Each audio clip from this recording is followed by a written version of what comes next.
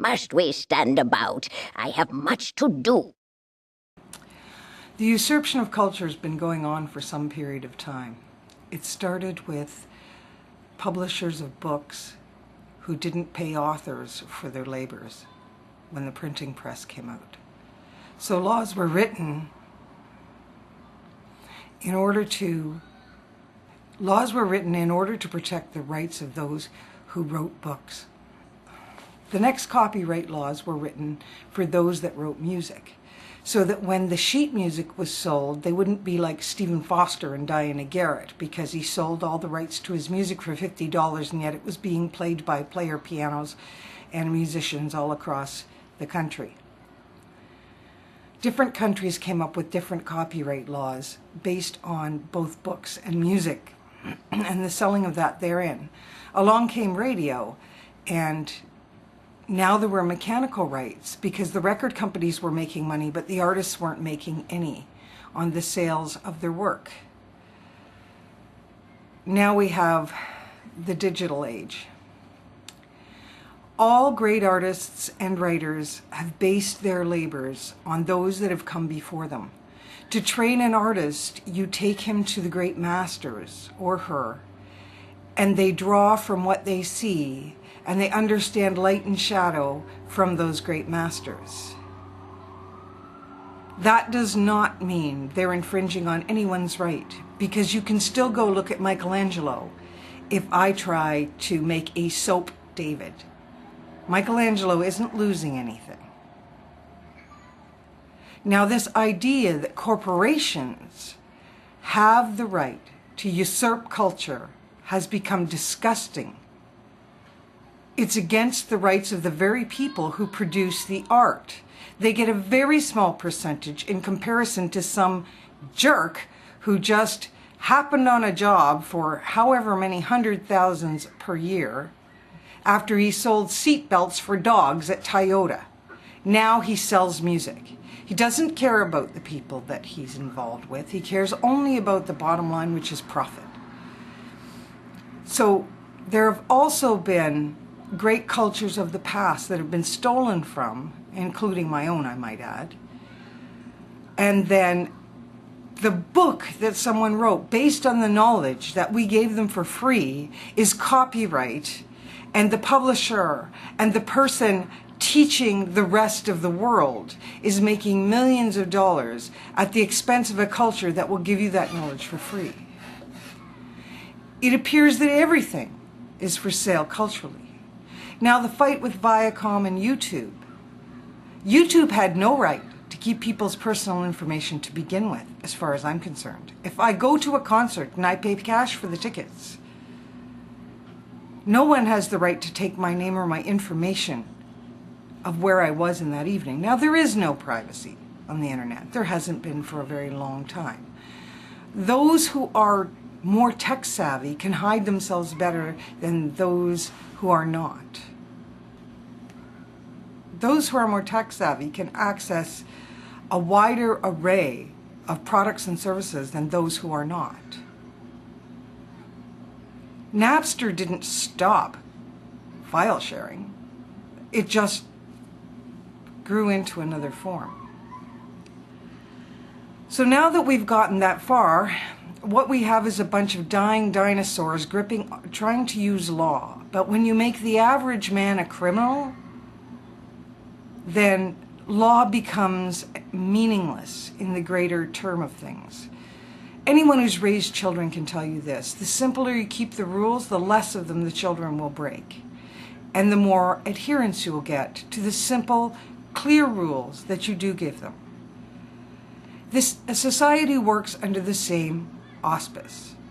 If you make the rules difficult, legalese, hard to follow, everyone feels a sense of guilt and shame for breaking rules that they may or may not be breaking at all. And certainly, the use of that guilt and shame to instill fear in the general populace is a form of psychological warfare against the very citizens to whom you are the servant if you are the government. There is no constitution that states we the corporation or the shareholders. All constitutions based in law in any country state we the people. Viacom is not the people. YouTube is not the people. You are the people. You cannot unscramble an egg. The most interesting videos on here may have clips from other places, but certainly I don't think the intention of most creators is to copy exactly. That's not the art of creation. The art of creation is taking what has come before you and making it greater than it was, or making it relevant to now. That is all forms of great art. Video is no different in that respect. It is based on techniques that go back to film, to music, to art. The power that you hold in your hands, you, the YouTube watcher, is the power to take away Viacom's living, to bankrupt them as a corporation. They depend upon their advertisers.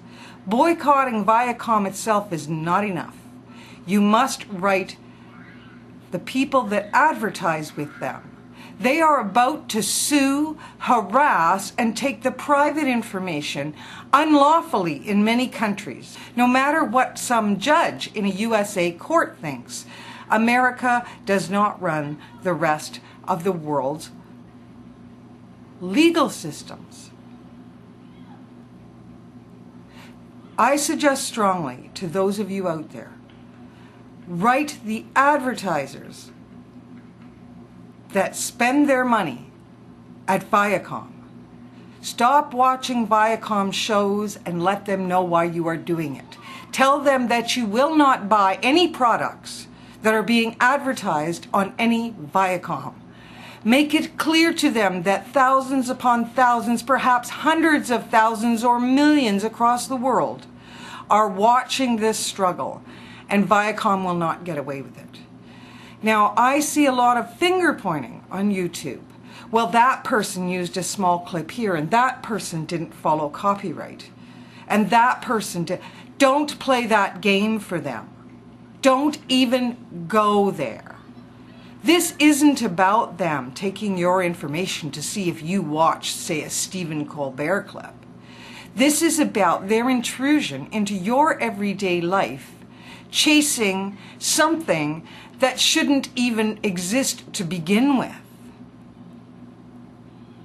It is about YouTube users taking away business from Viacom shows because they're more interesting and more innovative, even if they don't have big fancy lights and big fancy cameras. I've seen some pretty simple vlogs or creative animations on here that millions of dollars from some of these companies could not produce that creativity. That's what they want from you. They don't just want your IP address. They want to make you afraid. And they want to make you afraid so that you will stop speaking out, so that you will stop being creative, so that you will follow the party line and go screw nut A into bolt B for the rest of your life and never create anything and never cause any problems. YouTube has approximately 22 to 32% of the internet real estate. That's a large amount. That's more watchers than Viacom's channels combined would even have. Think about that for a few minutes. Think about it, in fact, for a very long time. Do not give up 1 inch of internet real estate to a bunch of corporate hacks.